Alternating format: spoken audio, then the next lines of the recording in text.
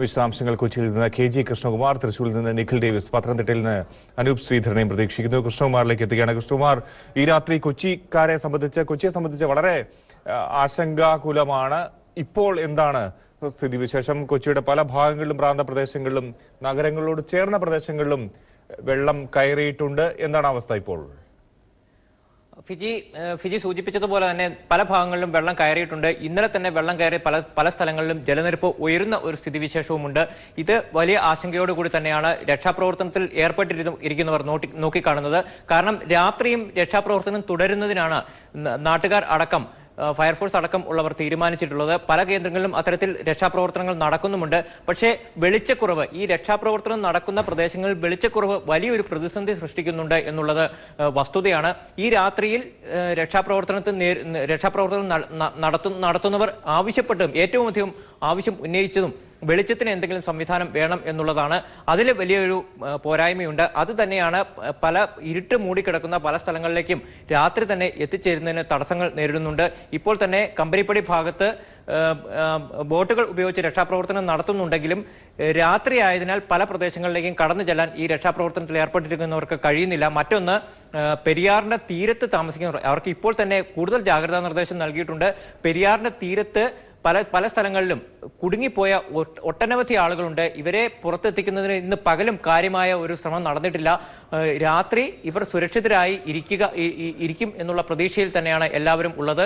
പ്രത്യേകിച്ചും രക്ഷാപ്രവർത്തനത്തിൽ ഏർപ്പെട്ടിരിക്കുന്നവർക്ക് അങ്ങനെ ഒരു പ്രതീക്ഷയുണ്ട്. കാരണം പകൽ കൂടുതൽ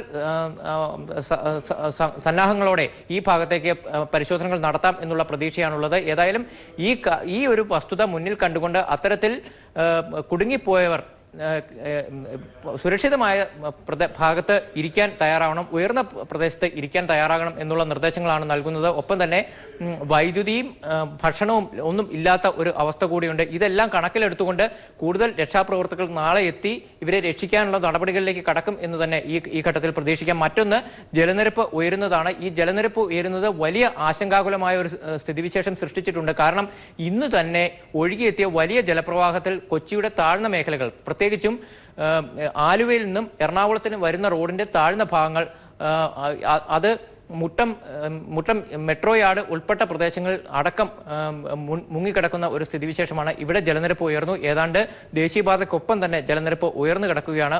വലിയ തോതിൽ വെള്ളം ഇപ്പോഴും ഒഴുകിയെത്തുന്നുണ്ട്.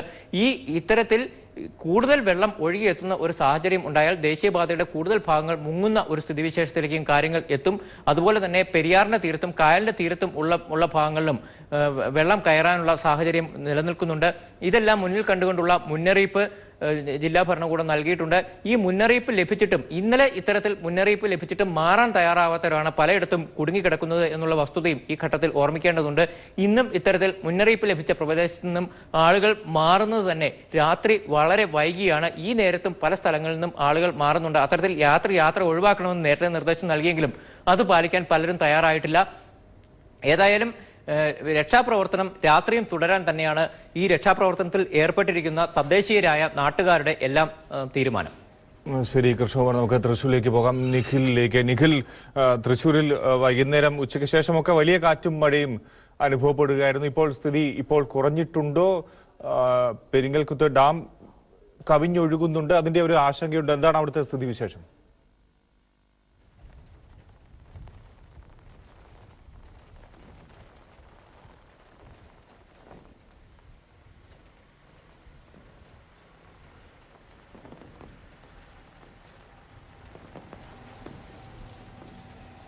ഫിജി, കനത്ത കാറ്റും മഴയും ഉണ്ട്. മഴയ്ക്ക് അല്പം ശമനമുണ്ടെന്നല്ലാതെ ചാറ്റൽ മഴ ഇപ്പോഴും തുടരുകയാണ്. അതേസമയം കാറ്റ് വളരെ ശക്തിയോടെ വീശുന്നുമുണ്ട്. കഴിഞ്ഞ 2-3 മണിക്കൂറായി തൃശ്ശൂർ ജില്ലയിലെമ്പാടും നല്ല രീതിയിൽ കാറ്റ് വീശുന്നുമുണ്ട്. പെരിങ്ങൽകുത്ത് കവിഞ്ഞൊഴുകുന്നതാണ് ഏറ്റവും വലിയൊരു ആശങ്ക സൃഷ്ടിക്കുന്ന കാര്യം. അർദ്ധരാത്രി മുതൽ തുടങ്ങിയതാണ് പെരിങ്ങൽകുത്ത് കവിഞ്ഞൊഴുകുന്നത്. ഈ വെള്ളം മുഴുവൻ എത്തുന്നത് ചാലക്കുടി പുഴയിലാണ്. അതുകൊണ്ട് തന്നെ ചാലക്കുടി പുഴയുടെ പരിസര പ്രദേശങ്ങളെല്ലാം പ്രളയക്കെടുതി അനുഭവിക്കുകയാണ്. ഏറ്റവും കൂടുതൽ കോളുകൾ ലഭിക്കുന്നത് ചാലക്കുടിയിൽ നിന്നാണ്. സഹായം ആവശ്യപ്പെട്ടുകൊണ്ട് ഇപ്പോഴും ആളുകൾ വിളിക്കുന്നു. ചാലക്കുടി CMI സ്കൂൾ പരിസരത്ത് നിന്ന് നിരവധി ഫോൺ കോളുകൾ ലഭിക്കുന്നുണ്ട്. അവർ പറയുന്നത് അവർ രാവിലെ തൊട്ട് 6:30 തൊട്ട് പല സമയത്തായി രക്ഷാപ്രവർത്തകരെ വിളിക്കുന്നുണ്ട്. പക്ഷേ അവിടെ എത്തുമ്പോൾ ആ ബോട്ടിൽ നിറയെ ആളുകളുണ്ട്. പക്ഷെ തിരിച്ച് ആ വഴിക്ക് ബോട്ട് വരുന്നില്ല.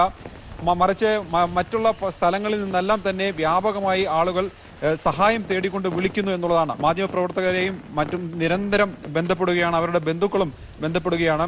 ചാലക്കുടിയാണ് ഇപ്പോൾ തൃശ്ശൂർ ജില്ലയിൽ ഏറ്റവും കൂടുതൽ പ്രളയക്കെടുതി അനുഭവിച്ചുകൊണ്ടിരിക്കുന്ന സ്ഥലം. ഏറെക്കുറെ ഒറ്റപ്പെട്ട അവസ്ഥയാണ് ചാലക്കുടിയിലുള്ളത്. ചാലക്കുടി പുഴയുടെ തീരത്ത് ഏകദേശം 4-5 കിലോമീറ്റർ ചുറ്റളവിൽ ഈ പുഴയുടെ പരിസരത്തുള്ള എല്ലാ ഭാഗങ്ങളിലും വെള്ളം കയറിയിരിക്കുകയാണ്. 4000-ഓളം കുടുംബങ്ങളാണ് ഇതിന് ഏരിയായിരിക്കുന്നത്. ചാലക്കുടി ഡിവൈൻ ധ്യാന കേന്ദ്രത്തിൽ ഏകദേശം 1000-ഓളം പേർ കുടുങ്ങിക്കിടപ്പുണ്ടെന്നുള്ളതാണ് വിവരം. അല്പം മുമ്പ് അറിഞ്ഞൊരു വിവരം, അവിടെ ഭക്ഷണം പോലും കിട്ടാതെ ആളുകൾ ഇരിക്കുന്നു. കറണ്ട് ഇല്ലാത്തത് കൊണ്ട് വേറെ വെളിച്ച സംവിധാനങ്ങളൊന്നുമില്ല. രാവിലെ മുതൽ തന്നെ ഭക്ഷണം കഴിക്കാതെ ഇരിക്കുന്നു എന്നുള്ളതാണ്. നാളെ ഒരുപക്ഷെ ഹെലികോപ്റ്ററിൽ ഭക്ഷണം എന്തെങ്കിലും കിട്ടുമെന്നുള്ളൊരു പ്രതീക്ഷയിലാണ് അവിടെയുള്ള ആളുകളുള്ളത്. ഒപ്പം തന്നെ മണലിപ്പുഴ, കുറുമാലിപ്പുഴ ഇതെല്ലാം കരകവിഞ്ഞ് ഒഴുകുകയാണ്. നന്ദിപുലം, വരന്തരപ്പള്ളി തുടങ്ങിയ പ്രദേശങ്ങളിലെല്ലാം തന്നെ ആളുകൾ വിളിക്കുന്നുണ്ട് സഹായം ആവശ്യപ്പെട്ടുകൊണ്ട്. പക്ഷേ അവിടേക്കൊന്നും രക്ഷാപ്രവർത്തകർ ഇതുവരെ എത്തിയിട്ടില്ല എന്നുള്ളതാണ്. അതായത് രക്ഷാപ്രവർത്തനം കൂടുതലും കേന്ദ്രീകരിച്ചിട്ടുള്ളത് ചാലക്കുടി മേഖലയിലാണ്. തൃശ്ശൂരിൽ നിന്ന് കൊച്ചിയിലേക്കുള്ള ഹൈവേയിലെ അവസ്ഥ പറയുകയാണെങ്കിൽ പുതുക്കാട്, ആമ്പല്ലൂര്, കൊടകര, നെല്ലായി തുടങ്ങിയ എല്ലാ പ്രദേശങ്ങളും, അതായത് ഹൈവേയിൽ മൊത്തം വെള്ളം കയറിയിരിക്കുകയാണ്. തോടെല്ലാം കവിഞ്ഞൊഴുകുകയാണ്. ഈ വെള്ളം മുഴുവൻ റോഡിലേക്ക് എത്തുകയും വെള്ളം വീടുകളിലേക്ക് പാഞ്ഞു കയറുകയും ചെയ്തതോടെ ജനം ദുരിതത്തിലായ അവസ്ഥയാണ്. ഇവിടെ കുതിരാനിലെ പാലക്കാട് റൂട്ടിൽ അവസ്ഥ പറയുകയാണെങ്കിൽ കുതിരാനിൽ മണ്ണിടിഞ്ഞതിനെ തുടർന്നുണ്ടായ ഗതാഗത തടസ്സം ഇനിയും മാറിയിട്ടില്ല. കോഴിക്കോട് റൂട്ടിൽ പറയുകയാണെങ്കിൽ കടവല്ലൂരിൽ വെള്ളം കയറിയതിനെ തുടർന്ന് കോഴിക്കോട് തൃശ്ശൂരിലുള്ള ആ ഒരു ബന്ധവും നഷ്ടപ്പെട്ടിരിക്കുകയാണ്. അങ്ങനെ ഏറെക്കുറെ തൃശ്ശൂർ ജില്ല പൂർണ്ണമായും ഒറ്റപ്പെട്ട ഒരു അവസ്ഥയിലാണ്. ഈ മഴയും കാറ്റും ഇനിയുള്ള മണിക്കൂറുകളിൽ തുടരുമ്പോൾ നാളെ രാവിലെ എന്താകും സ്ഥിതി എന്നുള്ളതിന്റെ കാര്യത്തിൽ യാതൊരു